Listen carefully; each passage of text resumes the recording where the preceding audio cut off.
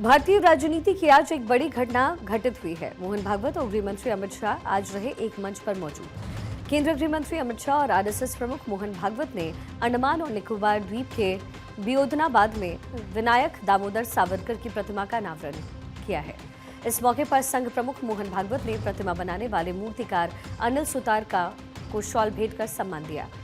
इस मौके पर गृह मंत्री अमित शाह ने कहा कि हम सब एक पवित्र धरती पर एक साथ आए हैं। आजादी से पहले कोई भी यहाँ खुद से नहीं आता था। जिसे बुलाया जाता था उसका परिवार उसे भूल जाता था। उस जमाने में कोई नहीं सोचता था कि कोई काला पानी की सजा काटकर वापस भी आ सकता है। जब तक वो वापस आते उनका शरीर, मन और आत्मा इतनी कमजोर हो जाती थी कि वो कभी पूरी तरीके से ठीक नहीं हो पाते। मित्रों, आज एक पवित्र भूमि पर हम सब एकत्र आए हैं। आजादी के पहले जिसको यहां लाया जाता था, अपने आप कोई नहीं आता था। जिसको यहां लाया जाता था, परिवार उसको भुला देता था। काला पानी की सजा उस जमाने में कोई नहीं सोचता था कि काला पानी की सजा से कोई वापिस भी आएगा, और अगर वापिस भी आया तो शरीर, मन, आत्मा इतने शीर्ण विशीर्ण हो जाते थे कि वो अपने मूल स्वरूप को कभी प्राप्त नहीं कर सकता था। परंतु आज ये हम सब भारतवासियों के लिए एक तीर्थ स्थान बना है, क्योंकि यहां पर वीर सावरकर ने अपने जीवन के सबसे कठिन समय को बिताया है। कीर्तन, स्मरण, ये सारी बातें जो करनी है वो अनुकरण के लिए करनी है,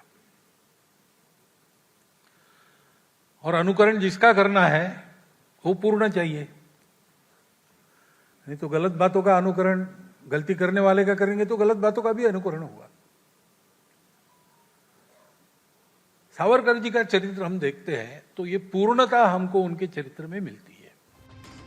इससे पहले अमित शाह ने एक्स पर एक पोस्ट में कहा था कि सावरकर उन बिरले क्रांतिकारियों में से थे जिन्होंने स्वाधीनता संग्राम को भौतिक और वैचारिक रूप से समानांतर आगे बढ़ाया। उन्होंने लिखा, मातृभूमि की स्मृति में उनके द्वारा लिखित अमर गीत सागरा प्राण के 115 साल पूरे होने पर श्री विजयपुरम में आयोजित समारोह में शामिल होकर उनकी स्मृति को नमन करने के लिए उत्सुक हूँ। आरएसएस के सर संचालक मोहन भागवत मुख्य अतिथि के रूप में इस समारोह की शोभा बढ़ाएंगे। आपको बता दें कि अंग्रेजों ने सावरकर को 1911 में पोर्ट ब्लेयर, जिसे अब श्री विजयपुरम के नाम से जाना जाता है, उसकी सेलुलर जेल में कैद किया था। सावरकर को अंग्रेजों ने यहीं पर पोर्ट ब्लेयर की सेलुलर जेल में रखा। वो एक स्वतंत्रता सेनानी, वकील, लेखक और राजनेता भी थे। साल 1911 में सावरकर को मॉर्ले मिंटो सुधारों के खिलाफ बगावत करने के आरोप में अंडमान की सेलुलर जेल, जिसे तब काला पानी भी कहते थे, उस वक्त उन्हें 50 साल की सजा सुनाई। हालांकि बाद में उन्हें रिहा कर दिया गया।